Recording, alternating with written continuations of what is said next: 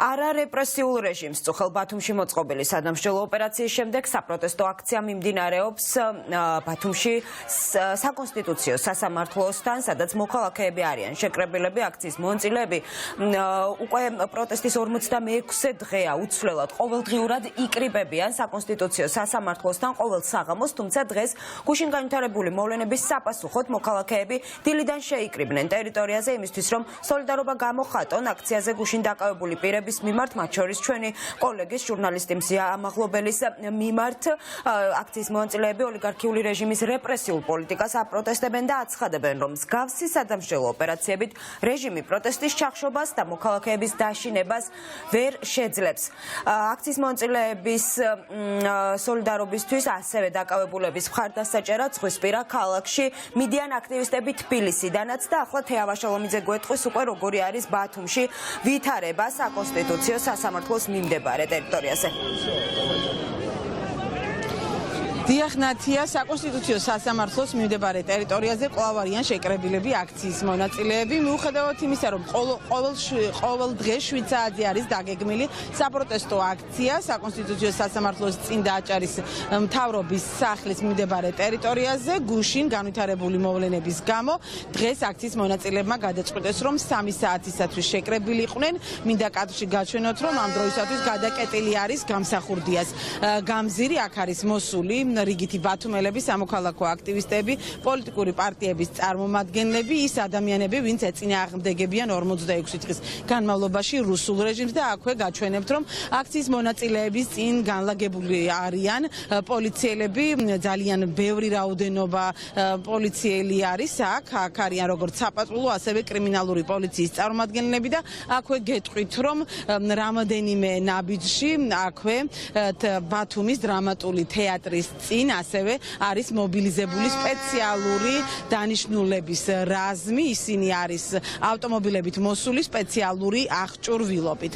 მე ახლა სანამ პირდაპირ ეთერში გავესაუბრები აქციის მონაწილეებს, შეგახსენებთ, რომ გუშინ მშვიდობიან საპროტესტო აქციაზე 12 პირი დააკავეს აჭარის პოლიციის სამმართველოს შენობის წინ, მათ შორის 11-ს ედავებიან ადმინისტრაციულ სამართალდარღვევას, ხოლო ერთს, როგორც იცით, ჟურნალისტს, ბათუმელების დირექტორსა და დამფუძნებელს, მზია ამაღლობელს ედავებიან სისხლის სამართლის კოდექსით არის იგი დაკავებული.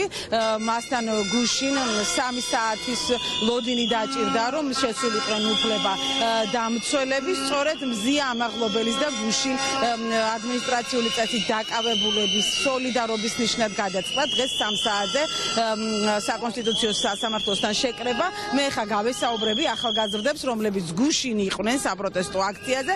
ლარა, რომ ითხრა გუშინ მთელი დღის განმავლობაში აკურდებოდი ბათუმში მიმდინარე მოვლენებს, როგორ მოხდა დაკავებები და რა იყო გამომწვევი მიზეზი პოლიციელების ასეთი აგრესიის? ნამდვილად, გუშინ რეპრესიებმა ბათუმშიც ჩამოაღწია და რეალურად დაკავებების მიზეზები იყო ძალიან აბსურდული, ის რომ მაგალითად ასფალტზე ვაკრავდით რაღაც ბროშურებს, ამას პლუს როცა უსვამდით პოლიციას კითხვას, თუ რატო აკავებდნენ ამ ადამიანებს, ამაზეც რეაგირება მოახდინეს და ერთ-ერთი მონაწილე ვაჟედარჩია ამის გამო, კითხვის დასმის გამო აიყვანეს.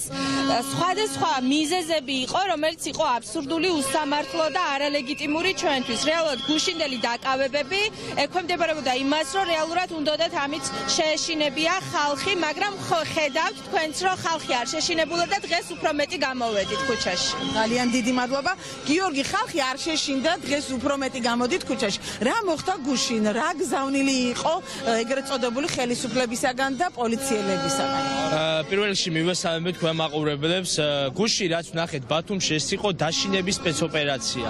მაგრამ იცოდეს ბიძინა ივანიშვილმა და რიჟვაძემაც, მათ შორის რომ ქალაქი, რომელიც ასე აღზევდა და ასე იბძვის, არ დაშინდება არასოდეს და ბრძოლა გაგრძელდება ბოლომდე. თქვენ შეცდით ბატონებო, რომ მორიგ პატიმრები უფრო და უფრო დაამატეთ ციხეებში. მათთვის ბრძოლას გავაგრძელებთ და თავისუფლები იქნებიან. მათ შორის მინდა მოვიკითხო ჩემი მეგობარი მათე ცენტერაძე, მათე ძმაო, გამაგდი ბრძოლა გრძელდება და ყველაფერი იქნება მაგრად. ბრძოლა გრძელდება. აი ამის თქმა მინდა მხოლოდ. ძალიან დიდი მადლობა, ბრძოლა გრძელდება, გუშინ აკორდებოდი მთელი დღის განმავლობაში აქციებს.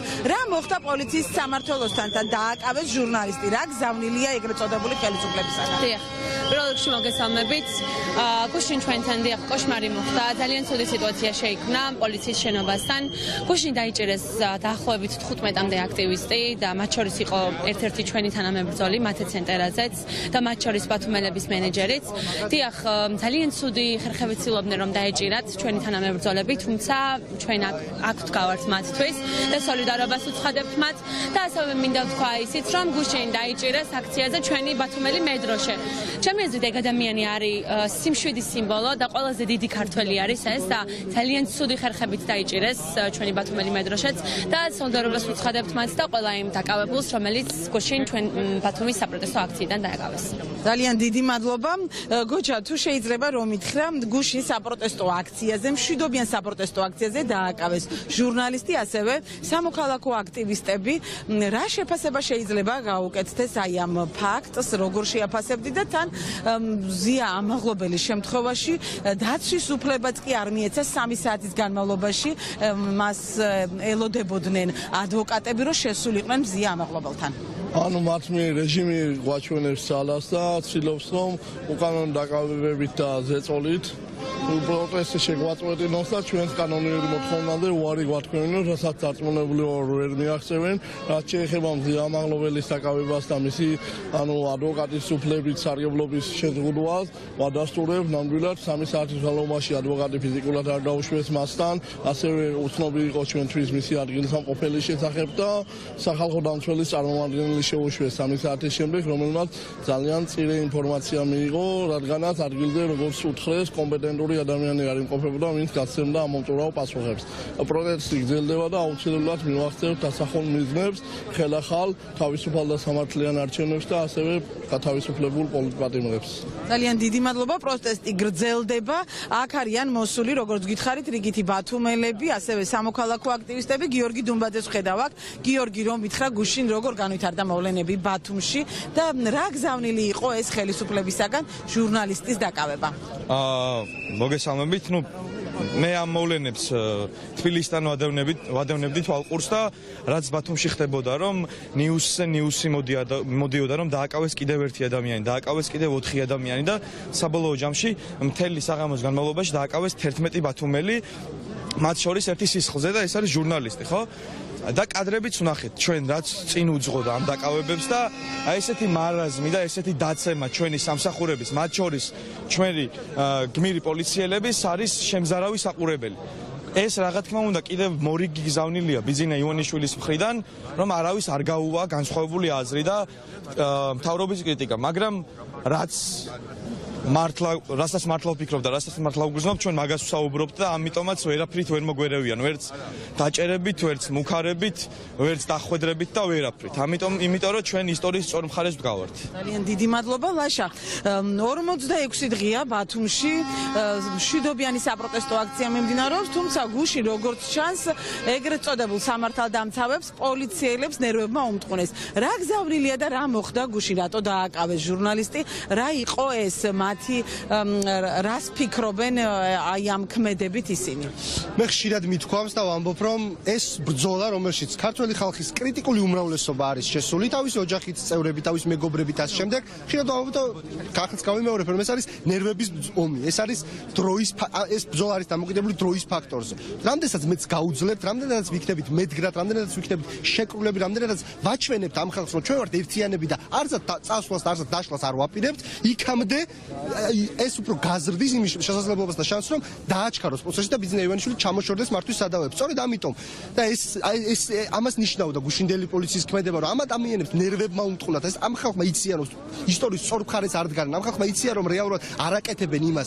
პოლიციის მანქანას და მათ ფორმას აწერია ვემსახურები საქართველოს, მაგრამ ისინი დღეს საქართველოს არ ემსახურებიან. სწორედ ეს მოხდა გუშინ, ეს დავინახეთ ჩვენ გუშინ, ეს ხალხია, რომლებიც აღემართა კედლად თავისუფალი მოქალაქეების, ახალგაზრდების და მომავალი თაობის წინააღმდეგ, არ ვიცი, ამ ხალხს ამ ბრძოლაში გამარჯვება არ უწერია. ბიძინა ივანიშვილის და მისი ხელისუფლება, მისი მთავრობა არის გაქცეული ამ ქვეყნად დუბაიში ისვენებენ. ხალხი ქუჩაში, მთავრობა დუბაიში. არ ვიცი, მალე დავსრულდებიან, მალე. ძალიან დიდი მადლობა. საპროტესტო აქციაზე, როგორც იცით, დილიდან იმყოფება პარტია დროას ერთ-ერთი ლიდერი ელენე ხოშტარია. მან მოიტანა სტიკერები, რომელიც გუშინ სამოქალაქო აქტივისტებმა გააკრეს და სწორედ ამის გამო დააკავეს ისინი პოლიციელებმა. დღეს მან სწორედ პოლიციელების მანქანაზე გააკრა სტიკერები. იგი ეძებდა აჭარის პოლიციის სამმართველოს ხელმძღვანელს გრიგოლ ბესელიას და ასევე ბათუმის პოლიციის უფროს ირაკლი დგებუაძეს და უნდოდა მასთან გასაუბრება და კითხვების დასმა თუ რატომ მოხდა მშვიდობიანი სამოქალაქო აქტივისტების დაკავება, თუმცა პოლიციის ხელმძღვანელობა დღეს ელენე ხოშტარიასთან შესახვედრად არ მოსულა. ელენე ხოშტარიას გაესაუბრა აჭარის პოლიციის ერთ-ერთი მაღალჩინოსანი, რომლის ამოცნობაც ელენე ხოშტარიამ შეძლო. ის იყო ის პირი, ის პოლიციელი, რომელმაც 5 ივლისს მოკლული ლექსო ლაშქარავას ცხედარი ძალით გამოსტაცა დედას და ექსპერტიზაზე წაიყვანა. თქვენ ხართ ბუნდოვანია სურათი. სურათი ბუნდოვანია, დღე გახსოვთ? იქიდექით თუ არა, მართლა? სად? აი ლექსო ლაშქარავას დედას რო გამოგლიჯეს ცხედარი და ლიფჩი რო მიჭირს კიდევაც ამ სიტყვების თქმა. თქვენ იყავით იქა? უბრალოდ ადამიანურად გეკითხეთ. სურათზე ვერ ხედავ. თქვენი თავი არ გახსოვთ? იყავით იქა? მაგ სიტუაციაში კი. მე თქვენთან დავამთავრე. თქვენ არა თუ აი ეს. ყველაფრის ღირსი ხარ. ოღონდ კანონი, იმიტომ მე მოძალადე არ ვარ. ამაზე საძაგლობა არაფერი არ არსებობს. თქვენ ეს იკადრეთ, თქვენ ადამიანი დედას გამოტაცებთ, ცხედარი, იმიტომ რომ რა არის იცი? არ იყავით იქა? ლექსო ლაშქარავა ცხედარი, თქვენ გამოიტანეთ? თქვენ არ თქვენია დედას ცხედარს გამოგლიჯავ. და რუსეთს არასწორი ინფორმაციას აძლევთ ეხლა. არა, დამიდაწყდა იქ.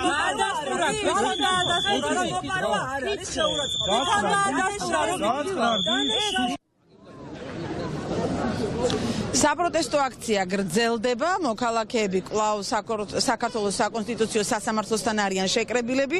მინდა გაჩვენოთ, რომ საპროტესტო აქციის მონაწილეებმა პოლიციელების წინ დააფინეს ბანერი სოლიდარობა რეჟიმის პატიმრებს. აქ იმ ადამიანების სურათებია გამოსახული, რომლებიც სწორედ ამ რეჟიმის პირობებში დაზიანდნენ და დაზარალდნენ.